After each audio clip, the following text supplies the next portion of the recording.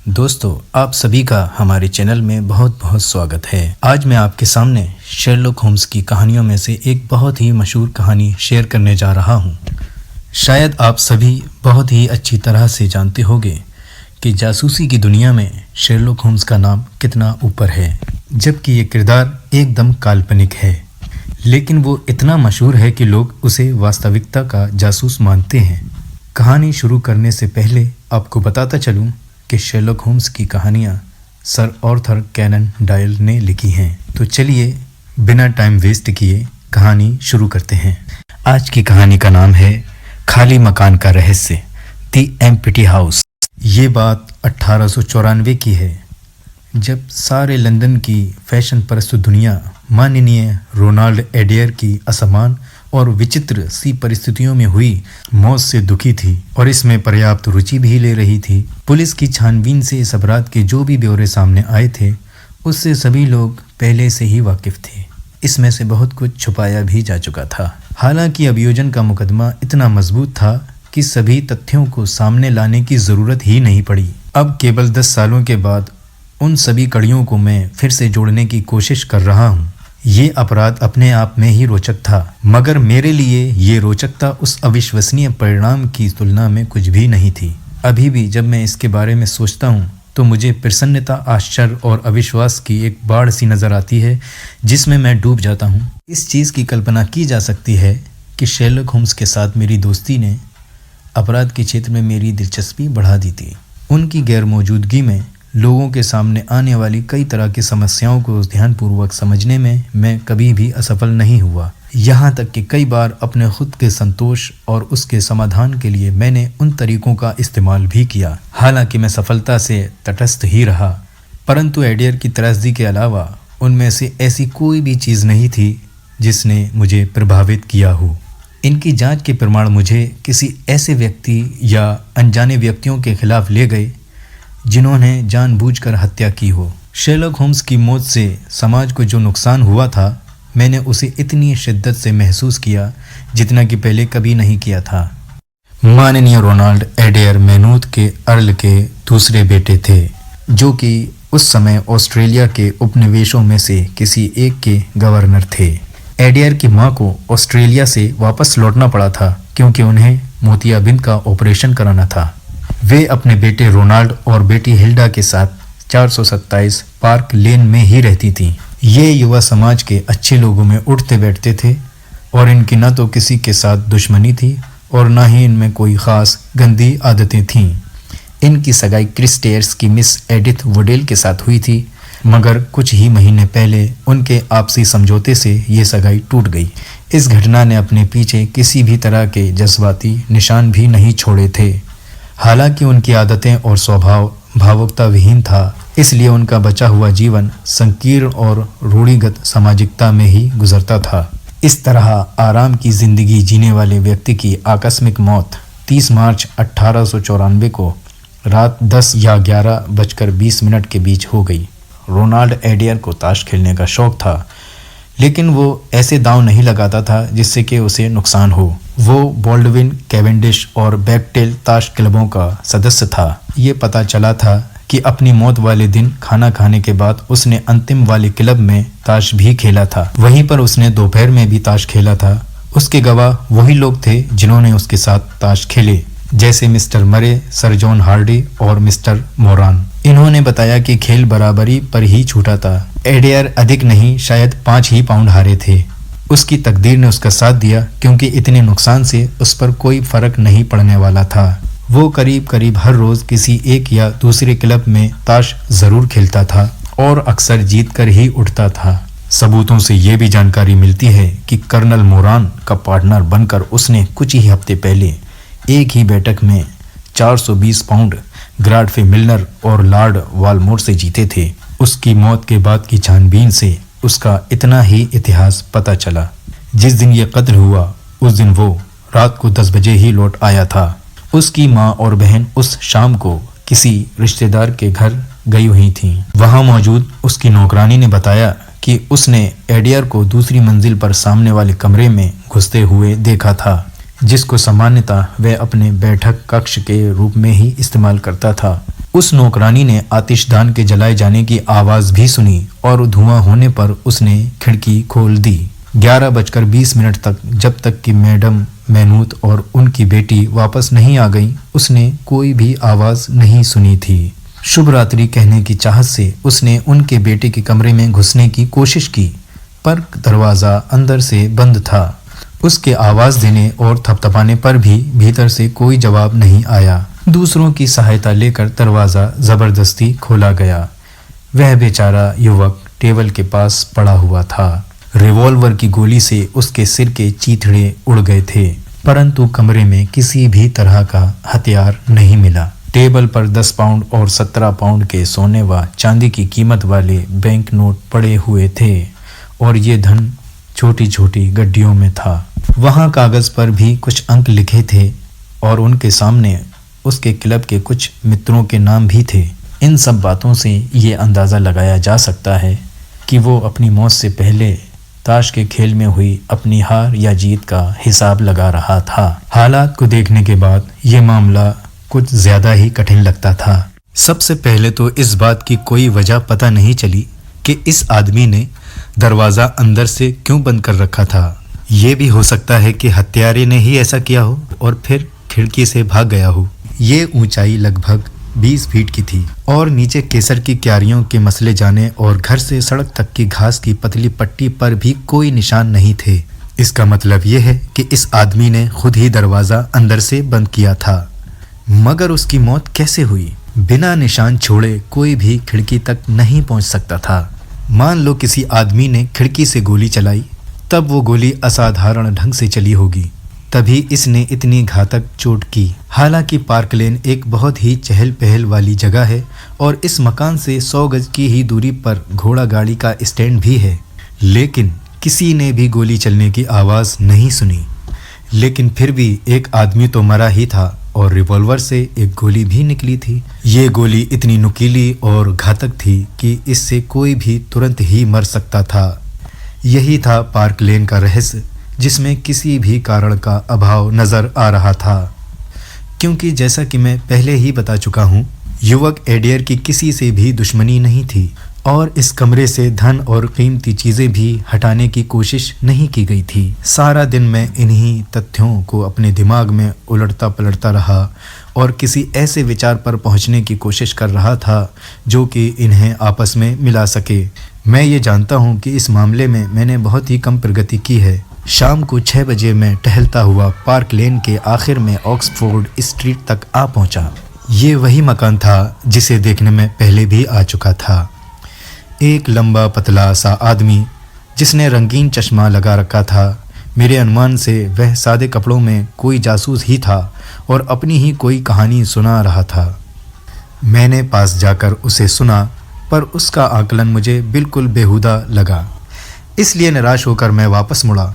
जैसे ही मैं वापस मुड़ा, मैं ठीक मेरे पीछे खड़े एक बुजुर्ग विकलांग आदमी से टकरा गया और उसकी कई किताबें ज़मीन पर बिखर गईं, जिन्हें लेकर वह कहीं जा रहा था। मुझे याद है कि जब मैं उन किताबों को उठा रहा था, तभी मैंने उनमें से एक का शीर्षक देखा, वृक्ष पूजन का मूल्य, और इसने मुझे थोड़ा सा हैरान किया कि या तो ये बेचारा पुस्तक प्रेमी है या व्यापारी, या शायद शौकिया ही ऐसी दुर्बोध पुस्तकें इकट्ठा कर रहा है।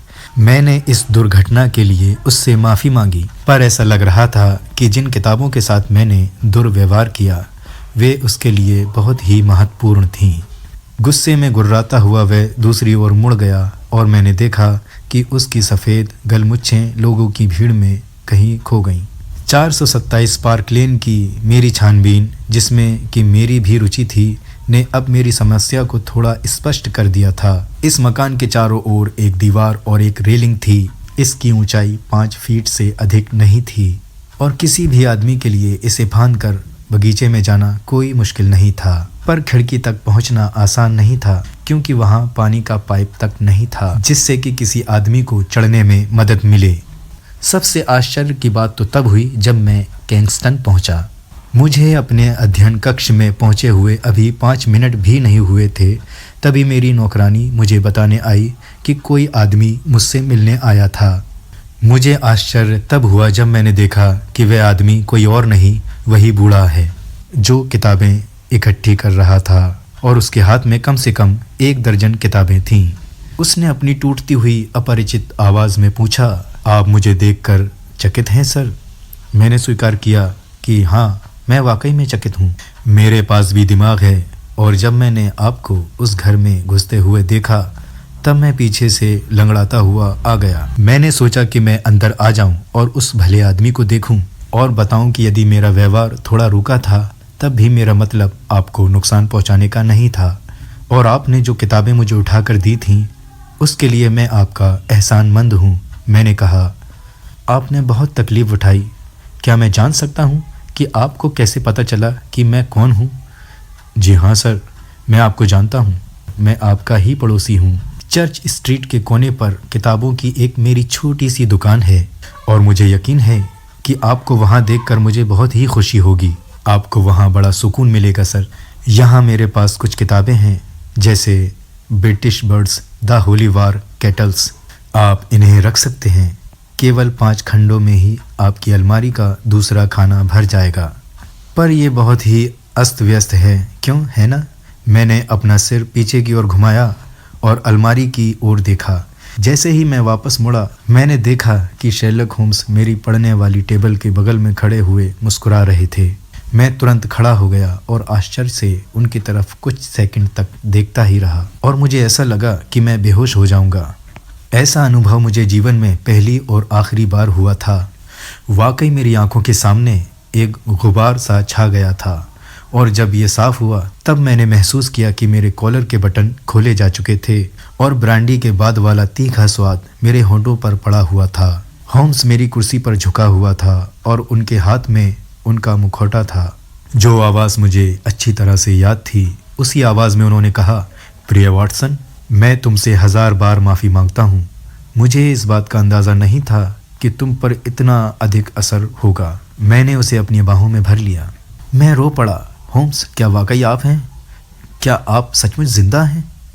क्या यह वाकई मुमकिन था कि आप उस भयानक खाई से बाहर निकल आए? उन्होंने कहा, 1 मिनट रुको। क्या तुम इस हालत में हो कि इन बातों को सुन सको? मैंने तुम्हें अचानक प्रकट होकर बड़ा धक्का पहुंचाया। मैं बिल्कुल ठीक हूँ, पर होम्स, मुझे अपनी आंखों पर बिल्कुल भी विश्वास नहीं हो रहा। ओ गॉड, मैं सोच नहीं पा रहा हूँ कि आप मेरे कमरे में खड़े हो। मैंने उनकी बाह को ज़ोर से पकड़ा और अपने हाथ के नीचे उनकी पतली लेकिन हट्टी कट्टी बाह को महसूस किया। मैंने कहा, तुम कोई रूह नहीं हो और मैं तुम्हें देखकर बहुत ही खुश हूँ। बैठ जाओ और मुझे बताओ कि तुम उस भयानक खाई से कैसे बाहर निकले। वो मेरे ठीक सामने बैठ गए और अपने उसी पुराने आराम वाले अंदाज से सिगरेट सुलगाने लगे। उसने किताबों के दुकानदार की तरह ही फ्रॉक वाला कोट पहन रखा था, पर उनके बाल सफ़ेद थे और मेज़ पर पुरानी किताबों का ढेर लगा हुआ था। होम्स एक बूढ़े से कहीं अधिक सजग और पतला दिख रहा था, पर उसकी गरुड़ सरीखी आकृति पर एक सफ़ेदी सी झलक रही थी, जिससे पता चलता था कि उसका हाल का जीवन स्वस्थ नहीं था। होम्स ने कहा, वाटसन, मुझे अपने आप को सीधा करने में बहुत मज़ा आ रहा है। एक लंबे आदमी का अपने शरीर को घंटों तक झुकाए रखना आसान बात नहीं है। हाँ तो मेरे प्यारे दोस्त, अपने इस सारे किस्से के साथ क्या अब मैं अपने सामने आने वाली एक कठिन और ख़तरनाक रात के काम के लिए तुम्हारा सहयोग प्राप्त कर सकता हूँ? उस काम को पूरा करने के लिए शायद ये अच्छा होगा कि मैं तुम्हें सारी स्थिति की जानकारी दे दूँ। मैं बहुत ही उतावला हूँ और इसे फ़ौरन ही सुनना चाहूँगा। आज रात तुम मेरे साथ चलोगे, तुम जब भी चाहो और जहाँ भी चाहो। ये तो वाकई उन पुराने दिनों की तरह है। चलने से पहले हमारे पास भरपेट खाना खाने का समय है। उस खाई वाले झरने से बाहर निकलने में मुझे कोई परेशानी नहीं हुई, क्योंकि उसका कारण बहुत ही सीधा है। मैं इसमें गिरा ही नहीं था। आप इसमें गिरे नहीं? नहीं वाटसन, मैं इसमें कभी गिरा ही नहीं था। मैंने तुमको जो नोट लिखा था वह बिल्कुल सच था। मुझे इस बात का शक हो गया था कि मैं अपने पेशे की समाप्ति पर पहुंच चुका हूं। तभी मैंने उस बदशक्ल स्वर्गीय प्रोफेसर मोरिआर्टी की आकृति देखी, जो कि उस संकरे रास्ते पर खड़ी थी और ये रास्ता सीधा सुरक्षा की तरफ जाता था। मैंने उसकी स्लेटी आंखों में एक दृढ़ उद्देश्य देखा। मैंने उसके साथ कुछ बातचीत भी की और उसकी सहज अनुमति से एक आदेश भी लिखा जो कि बाद में तुमको मिला, जिसे मैंने अपनी सिगरेट की डिब्बी और छड़ी के साथ छोड़ दिया था। मैं फिर संकरे रास्ते पर चल दिया। मोरियार्टी अभी भी मेरे पीछे आ रहा था और जब मैं अंतिम छोर पर पहुंचा तो देखा कि मैं एक घाटी पर खड़ा हूं। उसने कोई हथियार नहीं निकाला, पर वह मेरी तरफ दौड़ा और मुझे अपनी लंबी बाहों में जकड़ लिया। वह जानता था कि उसका खेल खत्म हो चुका था और वो केवल मुझसे बदला लेना चाहता था। हम ऊपर झरने के किनारे एक साथ गुथे हुए लड़खड़ा रहे थे। मुझे जापानी कुश्ती की कुछ जानकारी है, जो कि कई बार मेरे काम भी आ चुकी है। मैं किसी तरह उसकी पकड़ से बाहर आ चुका था, पर वो एक तेज चीख के साथ मुझ पर पागलों की तरह कुछ देर तक ठोकर मारता रहा और हवा में अपने पंजे लहराता रहा। उसके इन सारे प्रयासों के दौरान वह अपना संतुलन नहीं बना सका और नीचे खाई में गिर गया। ऊपर किनारे से मैंने देखा कि वो काफ़ी नीचे तक गिरता चला गया और फिर एक चट्टान से टकराया। मैंने इस कहानी को आश्चर्य के साथ सुना, जो कि होम्स ने अपनी सिगरेट के कश लेते हुए मुझे सुनाई। मैं ज़ोर से चीखा, पर वो पैरों के निशान जिन्हें मैंने अपनी आंखों से देखा था, जो कि रास्ते पर सिर्फ जाने के ही थे, वो वापस नहीं लौटे। ये इस प्रकार हुआ कि जब प्रोफेसर गायब हो गया तब मैंने सोचा कि भाग ने मुझे कितना अदृत अवसर दिया है। मैं जानता था कि मोरियार्टी ही वो अकेला शख्स नहीं था जिसने मेरी मौत की कसम खाई थी। वहाँ कम से कम 3 और लोग भी थे जो मुझसे बदला लेना चाहते थे। उनमें से कोई एक मुझे ज़रूर ढूंढ लेगा और दूसरी तरफ दुनिया मान चुकी है कि मेरी मौत हो गई है। इस तरह वे निश्चित हो जाएंगे। वे लोग खुद ही सामने आ जाएंगे और कभी न कभी मैं उन्हें नष्ट कर दूंगा। तभी उस घोषणा का समय आ गया कि मैं अभी जीवित हूँ। इसीलिए मेरे दिमाग ने तेज़ी से काम किया और मुझे लगता है कि जब तक प्रोफेसर मोरियार्टी नीचे रेंज बाख झरने में पहुँचा होगा, इतनी ही देर में मैंने इस पर सोच लिया था। मैं खड़ा हुआ और अपने पीछे उस चट्टान वाली दीवार को देखा, तुम्हारे उस सजीव चित्रण के साथ, वह विवरण जिसमें मैंने कुछ महीनों बाद पढ़ा था और जिसमें तुमने इस बात पर जोर दिया था कि वह दीवार बिल्कुल ही सीधी सपाट थी, पर वह बात पूरी तरह से गलत थी। दीवार पर कहीं कहीं पैर टिकाने के लिए अपने आप छोटे छोटे खांचे बन गए थे। वो चट्टानी चढ़ाई बिल्कुल असंभव सी मालूम पड़ती थी और इसीलिए गीले रास्ते के बगल से गुजरते हुए मेरे पैरों के निशान का मिलना भी असंभव था। ये हो सकता था कि वापसी के मेरे जूतों के निशान तुम्हें मिल जाते, पर 3-3 जोड़ी पैरों के एक ही दिशा में जाते हुए निशानों ने वाकई एक धोखा पैदा कर दिया था। एक चीज़ और सबसे अच्छी हुई कि मैंने ऊपर चढ़ने का जोखिम उठाया। वॉटसन, इस काम में कोई मज़ा नहीं आ रहा था। नीचे झरने के गरजने की आवाज़ आ रही थी। मैं कोई कल्पनाशील व्यक्ति नहीं हूँ, मगर मैं तुम्हें बताना चाहता हूँ कि मुझे उस खाई में मोरियार्टी की मुझ पर चीखने की आवाज़ महसूस हो रही थी। एक छोटी सी भी गलती मेरे लिए ख़तरा बन सकती थी।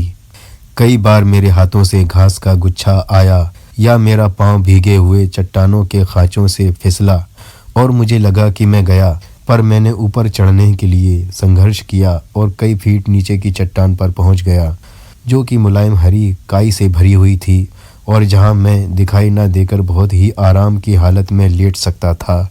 मैं वहीं लेटा हुआ था जहां प्रिय वॉटसन, तुम और तुम्हारे सहयोगी बहुत ही दयनीय तरीके से मेरी मौत की स्थितियों की छानबीन कर रहे थे। अंत में जब तुम सभी ने अपनी कभी न बदलने वाली गलत धारणा को बना लिया और तुम वापस होटल चले आए, तब मैं भी वहीं अकेला पड़ा रहा।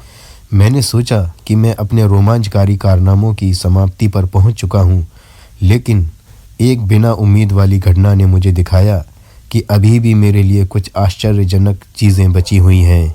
तभी एक बड़ी सी चट्टान ऊपर से गिरी और मेरे पीछे ज़ोर की आवाज़ करते हुए रास्ते पर टकराई और फिर उछलकर झरने में गिर गई।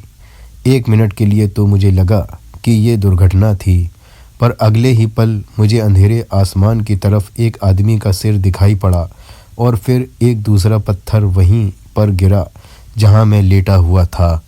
इस पत्थर से मेरे सिर की दूरी सिर्फ 1 फुट की थी।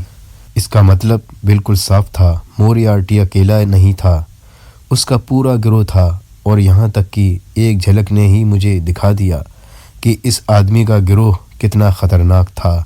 जब प्रोफेसर मुझ पर आक्रमण कर रहा था तो उसकी सुरक्षा के लिए उसके साथ एक गार्ड भी था। बहुत दूर से वो मुझे दिख नहीं रहा था, पर वो अपने साथी की मौत और मेरे बचे रहने का गवाह भी था। उसने थोड़ा इंतज़ार किया और फिर ऊपर चट्टान का चक्कर लगाने की भी कोशिश की, जो कि उसका साथी नहीं कर सका था। वॉटसन, मैंने इस बारे में बहुत देर तक नहीं सोचा। फिर मैंने ऊपर पहाड़ी पर उस कठोर चेहरे वाले को देखा। मैं समझ गया कि वो दूसरा पत्थर उठाने ही वाला था। मैं रास्ते पर रेंगता हुआ आगे बढ़ा। मुझे ऐसा नहीं लगा कि मैं ये कठिन काम होशो हवास में कर रहा था। मेरे लिए उठ पाना काफ़ी कठिन था, पर मेरे पास खतरे की बात सोचने का भी वक्त नहीं था। तभी एक दूसरा पत्थर मेरे पीछे गिरा और मैं उस खांचे को पकड़ किनारे की तरफ हाथों के बल लटक गया। आधी दूरी तक मैं फिसलता रहा, पर ईश्वर की कृपा से मैं रास्ते पर आ गया। मेरे शरीर से खून बह रहा था और मेरे कपड़े भी फट गए थे। मैं पहाड़ में करीब 10 मील तक अंधेरे में भागता रहा और एक हफ्ते के बाद मैं इस विश्वास के साथ फ्लोरेंस पहुंचा कि दुनिया में अब कोई भी ये नहीं जान पाएगा कि मेरे साथ क्या हुआ था। मुझे केवल अपने भाई माइक्राफ्ट पर ही भरोसा था। प्रिय वॉटसन, तुम मुझे माफ़ कर दो, लेकिन ये इतना ज़रूरी था कि इस बात का दुनिया को पता चल जाए कि मैं मर गया हूँ। ये बात बिल्कुल ही तय थी कि अगर तुम ये ना सोचते कि मेरी मौत की बात सच है, तब तुमने इतने यकीन से मेरी मौत के बारे में उस दुखद अंत को ना लिखा होता। पिछले 3 सालों से तुमको लिखने के लिए मैं हमेशा डरता था कि तुम मुझसे अपने लगाव की वजह से कुछ असावधानी ना कर बैठो, जिससे मेरी ये गोपनीयता भंग हो जाए। इसलिए मैं आज शाम को भी तुमसे मिलकर वापस चला गया, जब तुमने मेरी किताबें गिरा दी थीं। मैं उस समय भी खतरे में था और तुम्हारी थोड़ी सी भी जिज्ञासा और भावना मेरी पहचान पर लोगों का ध्यान खींच लेती, जिसका बहुत ही दुखद और ना सुधरने वाला परिणाम सामने आता। और जहाँ तक माइक्राफ्ट का सवाल है, मुझे उसको इसलिए बताना पड़ा कि जब भी मुझे ज़रूरत हो तो मैं उससे धन ले सकूं।